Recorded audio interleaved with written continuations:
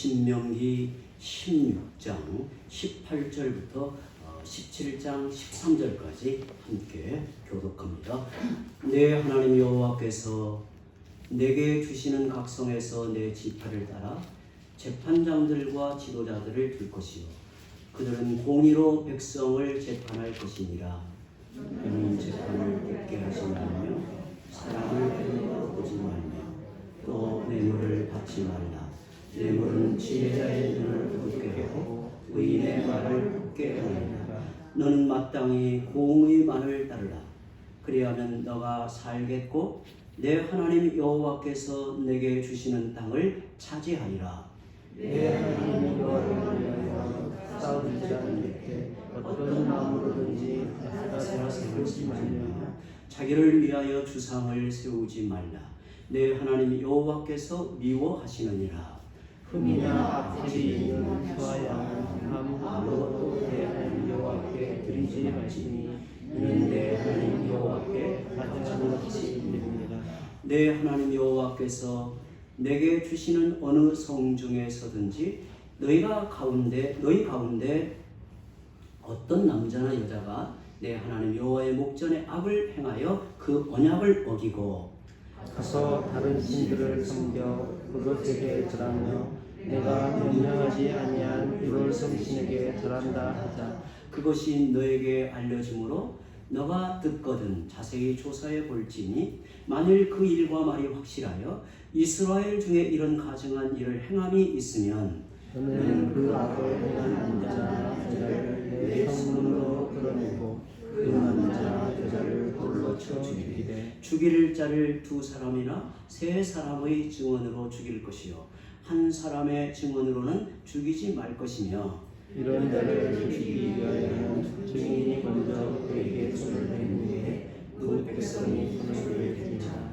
너는 이와 같이 하여 너희 중에서 악을 제할지니라. 내 성중에서 서로 피를 흘렸거나 다투었거나 구타하였거나 서로 간에 고소하여 너가 판결하기 어려운 일이 생기거든 너는 일어나 내 하나님 여호와께서 택하실 곳으로 올라가서 레위가 사람을 찾아와 당시 재판장에게 나가서 보내라. 그리하면 그들이 어떻게 판결할지를 내게 가르치니 여호와께서 택하신 곳에서 그들이 너에게 보이는 판결의 뜻대로 너가 행하되 그들이 내게 가르치는 대로 삼가 행할 것이니 곧 그들이 내게 가르치는 율법의 대로 그들이 내게 말하는 판결대로 행할 것이요 그들이 내게 보이는 판결을 베껴 좌로나 우로나 치우치지 말할 것입니다. 사람이 만일 무법하게 행하고 내 하나님 여호와 앞에 서서 섬기는 제사장이나 재판장에게 듣지 아니하거든 그 사람을 죽여 이스라엘 중에서 악을 제하여 버리라. 그리하면 온 백성이 듣고 두려워하여 다시는 무법하게 행하지 아니하리라. 아멘. 우리는 지난 3번에 걸쳐서 이스라엘 백성이 지키는 절기에 대한 말씀을 나누었습니다. 우리 성도들이 구약 성경을 읽을 때, 특별히 율법을 읽을 때 절기에 대한 분명한 이해, 그리고 그것이 신약의 그리스도 안에서 어떻게 성취되는가의 영적 의미를 확실하게 정리하면 여러분들은 성경을 이해하는데, 읽어가는데 매우 큰 유익을 얻습니다. 어느 분이 저에게 이렇게 질문을 하더라고요. 말씀을 듣고 신약 시대에 맥주 감사절이나 추수 감사절의 유래를 성경에서 찾으면 맞지 않는 점이 너무나 많습니다. 그래서 제가 그 질문을 듣고 속으로 굉장히 기뻐했어요. 왜냐하면 말씀을 제대로 들었기 때문에. 구약의 절기를 근거로 신약의 절기를 지키려고 하면 이게 아예 안 맞는 경우가 많습니다. 예를 들어볼까요? 추수감사주의를 보통 이제 수당절을 이렇게 이제 근거하여 추수감사절을 지킨다고 말하잖아요. 그런데 벌써 날짜가 너무 틀려요. 수당절은 7월 15일이죠. 추수감사절은 보통 한국교회는 언제 지키나요? 11월 둘째 주. 너무 다르죠. 그리고 사실은 수당절보다 그 의미가 초막절에 더 분명히 나타나죠. 초막절의 의미가 뭐예요? 초막절은 이스라엘 백성이 한 주간 집마당에 아니면 저 들판에 초막을 짓고 한 주를 지내면서 우리의 생존, 우리를 지키시고 돌보시는 하나님의 은혜가 어떠한가를 기억하면서 감사하는 이 절기잖아요. 그런 의미에서 추수감사절하고도 맞지 않아요. 그러니까 사실은 저는 우리 성도들에게 늘 가르치고 그렇게 말씀을 전하는데, 구약의 모든 절기는 그리스도 안에서 성취되어 주일로 집중되는 것이 가장 귀합니다. 저는 그래서 언젠가 우리 교회 이 절기를 이름을 빼고 제가 감사주일로 이렇게 표현을 하니까 또 어느 분이 그에 대해서 굉장히 이의를 제기하더라고요. 왜 우리 교회는 맥추절을 안 지킵니까? 그래서 제가 다 설명해도 못 알아듣실 것 같더라고요. 왜냐하면 그렇게 질문하는 것 자체가 이미 너무 엉뚱하게 질문하고 있기 때문에. 그래서 그러신가요? 하고 그냥 맥추 감사주의로 제가 절충해서 이렇게 표현했습니다. 맥추절도 마찬가지죠. 7.7절이라고도 하고 오순절이라고도 하는 그 의미를 이제 신약의 맥추절로 가져온다면 이미 또 의미가 안 맞아요. 왜냐하면 오순절은 결국은 신약시대 예수 그리스도의 죽으심과 부활 이후에 승천하여 50일이 지난 다음에 오순절에 성령 강림으로 구약의 그 7.7절의 의미가 드러나잖아요.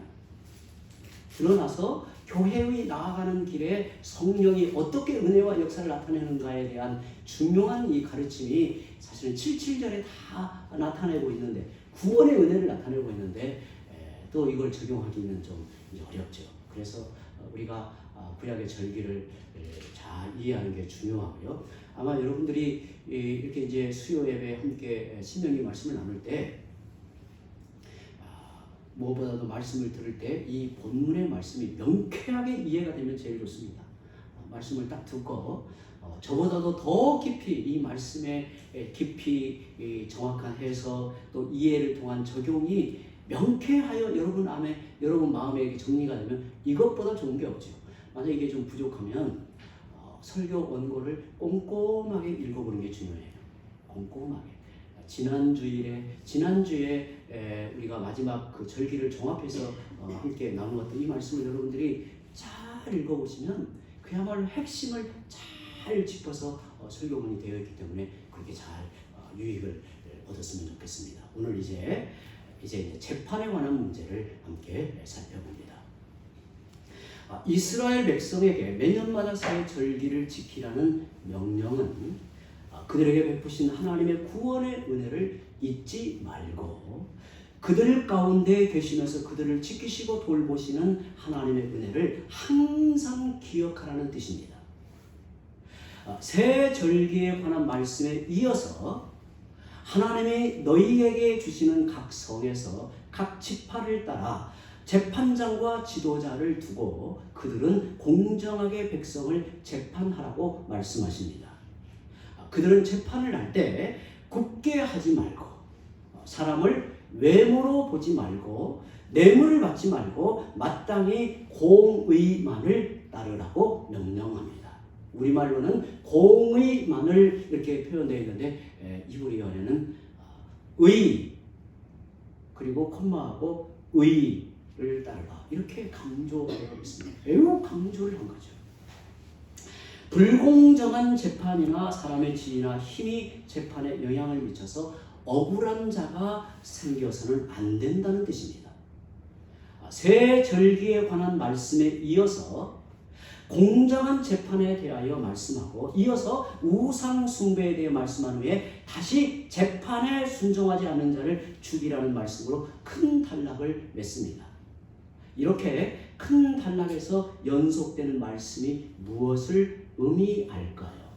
어떻게 보면 이 말씀 본문을 읽어보면 중간에 왜 우상 숭배에 대한 매우 엄중한 경고를 그 사이에 끼워 넣고 재판의 문제를 마지막 결론으로 가는가, 그 의미를 오늘 본문을 살펴보면서도 생각해 보려고 합니다.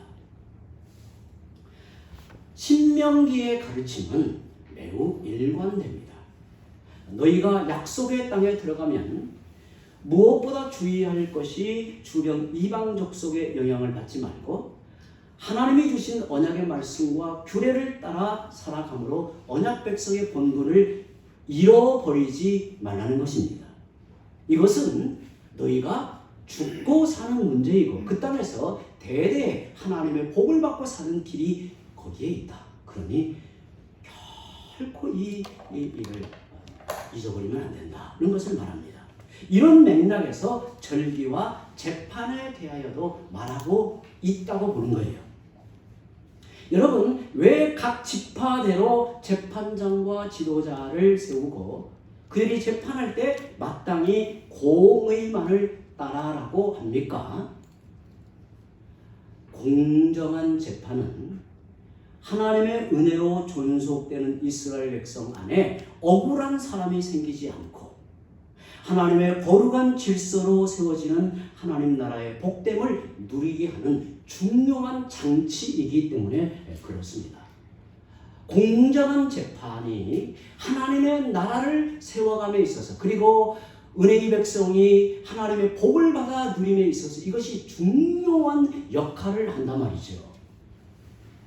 신명기 24장 17절 18절을 보시면 너는 객이나 고아의 송사를 억울하게 하지 말며 과부의 옷을 전당 잡히지 말라. 너는 애굽에서 종되었던 일과 내 하나님 여호와께서 너를 거기서 속량하신 것을 기억하라. 이러므로 내가 너에게 이 일을 행하라 명령하였노라고 말씀합니다. 만약 공정한 재판이 구부러질 때 가장 억울함을 당할 수 있는 자는 고아나 과부나 객일 것입니다. 그들은 힘없는 계층입니다. 늘 소외되고 무력한 사람들이죠. 그러나 이스라엘은 일반 국가가 아니라 인간의 힘으로 지배되는 구조가 아니라 하나님의 은혜로 말미암는 공동체입니다. 그래서 힘이 없는 고아나 과부도 공정한 재판을 통해서 보호를 받고 하나님의 은혜로 유지되는 나라가 이스라엘입니다. 왜 이렇게 명령하십니까? 이유를 금방 읽은 말씀에 애굽에서 종살이 하던 그들이 하나님이 속량하신 은혜로 살고 있기 때문이라고 말합니다. 그들이 절기를 지킬 때마다 매년마다 새 절기를 지킬 때마다 만약 하나님의 은혜가 아니라면 우리가 어떤 처지에 있었겠는가를 생각하면서 지금 받아 누리고 있는 은혜를 기업이 없는 자들과 함께 나누며 기뻐하라는 것도 같은 의미라는 거예요. 절기 때마다 가난한 이웃과 기업이 없는 자들을 배려하여 그들이 소외되지 않고 하나님의 은혜를 누림에 있어서 그들도 죄되지 않도록 하는 것이 매우 중요했습니다. 그런 의미에서 절기의 문제나 이 재판의 문제는 일맥상통한 가르침의 연장이라 할 수 있는 거죠. 공정한 재판은 이런 의미에서 중요합니다. 구원의 은혜를 받은 자로 거룩하게 살려고 하는 신앙 공동체 안에도 인간의 죄성이 있고 욕심으로 서로 갈등하는 일이 생깁니다. 그때 공평하고 공의롭게 재판하여 아무리 가난하고 힘이 없어도 이스라엘 안에서 억울함을 당하여 실족하는 일이 없게 하라는 것이 공정한 재판의 의도라는 거예요. 공정한 재판을 통해서 여호와의 거룩한 백성인 이스라엘이 함께 나아갈 말씀의 길과 은혜의 길이 굽어지지 않게 하라는 뜻이 공정한 재판의 의도입니다. 이러한 뜻이 신약 시대에는 어떻게 적용이 되는가? 좀 우리가 이제 신약 시대의 이 가르침의 지평을 좀 넓혀서 그러면 이런 가르침이 신약 시대에는 주님이 어떻게 적용하여 가르쳤는가를 우리가 한번 생각해 봅니다. 마태복음 18장 1절에서 14절에 말씀한 대로 하늘에 계신 아버지의 뜻은 작은 자 중에 하나라도 잃어버리지 않는 것입니다. 잃지 않는 것입니다. 여기에서 작은 자는 누구라고 가르치는가? 여기에서 작은 자는 누구라고 가르치는가? 어린아이 같이 자기를 낮추는 자입니다.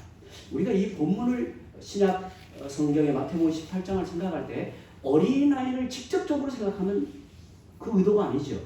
어린아이 같이 자기를 낮추는 자입니다. 어린아이는 자기를 스스로 지킬 힘이 없습니다. 모든 일에서 부모나 어른들을 의존하여 살아가는 자가 어린아이죠. 어린아이처럼 자기를 낮춘다는 말은 바로 이런 의미입니다. 예수님은 이런 사람을 가리켜 나를 믿는 작은 자라고 하셨습니다. 여러분, 하나님 없이 사는 세상은 자기 능력이 자기를 유지하고 지켜내는 유일한 수단입니다. 어떻게 하든지 자기를 더 강하게 구축하고 더 많은 힘을 모아서 그것을 위해 더 높아지고 유명해지는 자리에 올라가는 이유가 거기에 있습니다. 이런 세상의 원리를 성경은 자기를 높이는 것이다 라고 말해요. 이런 세상의 원리와 반대되는 것, 그걸 가르쳐 자기를 낮추는 자라고 말해요. 세상은 모두 그렇게 살아갑니다. 그러나 하나님의 은혜로 구원받고 주님의 지키심과 돌보심으로 살아가는 성도들은 자기 힘과 능력을 크게 여기지 않습니다. 더 구체적으로 표현한다면 절대적으로 여기지 않습니다. 하나님이 자기 삶의 근원적 힘이 되시고 하나님만이 자기 인생의 목자이심을 깊이 확신합니다. 예수님은 이렇게 사는 자를 어린아이같이 자기를 낮추는 사람이고 나를 믿는, 참으로 예수님을 믿는 작은 자라고 말씀하십니다. 구약 이스라엘 백성과 신약의 교회는 이렇게 자기를 낮추며 예수님을 믿는 작은 자들의 공동체라 할 수 있는 거죠. 그런데 이런 믿음의 공동체 안에서 하나님만 의지해 사는 작은 자들이 실족하는 자들이 일어날 수 있다는 겁니다. 이스라엘의 경우는 재판이 구부러질 때이고 신약의 교회는 사람의 지위와 권세와 돌의 힘이 교회 안에 있어 하나님만 의지해 사는 자들이 소외되는 경우를 생각해 볼 수 있죠. 그래서 공정한 재판을 하라고 하십니다. 하나님은 각성에서 지파를 따라 재판장과 지도자를 세워서 그들이 사람을 외모로 보지 말고 뇌물을 받지 말고 마땅히 공의로운 재판을 통해 그들 중에 하나라도 믿음으로 사는 작은 자가 실족하지 않게 하라고 하시는 겁니다. 이것을 얼마나 중요한 문제로 여기는가 하면 오늘 본문에서 우상 숭배자를 돌로 쳐서 죽이라는 명령과 함께 묶어서 너희 중에서 악을 제하라고 명령을 하십니다. 이게 우리를 참으로 경각심을 갖게 해요. 공정한 재판에 대해 말씀하는 중에 16장 21절부터 17장 7절에서 우상 숭배를 철저히 조심하라 하고 우상 숭배자를 돌로 쳐서 죽임으로 너희 중에 악을 제하라고 명하는 이유가 여기에 있습니다. 그리고 17장 8절부터 13절에서 여호와 앞에서 행하는 공정한 재판에 순종하지 않는 자들을 죽여 이스라엘 중에서 악을 제하라는 말씀으로 마무리됩니다. 생각해보면 우상 숭배자나 공정한 재판에 순응하지 않는 자는 똑같이 하나님의 은혜를 멸시하고 자기 탐욕으로 치닫는 악을 행하는 자이므로 그를 죽여 너희 중에서 악을 제하라고 말씀하고 있습니다. 구약의 율법에서는 죽이라고 하였지만 예수님은 이런 자를 차라리 연자 맷돌이 그의 목에 달려 깊은 바다에 빠뜨려지는 것이 낫다고 하셨습니다. 어떤 죄보다도 하나님의 은혜를 멸시하는 행위이고 인간의 힘과 지위와 강포로 자행하는 무서운 죄악이므로 그런 일이 없도록 주의하라는 강력한 경고를 이렇게 하십니다. 만약 이런 일을 야기하는 눈이 있다면, 손과 발이 있다면 그것을 잘라내고서라도 지옥에 가지 않는 편이 낫다고 말씀을 하십니다. 그리고 그 18장의 주님의 말씀의 그 결론이 이른 양의 비유를 들어 결론을 맺고 있습니다. 이게 오늘 저녁에 우리의 관심을 갖게 합니다.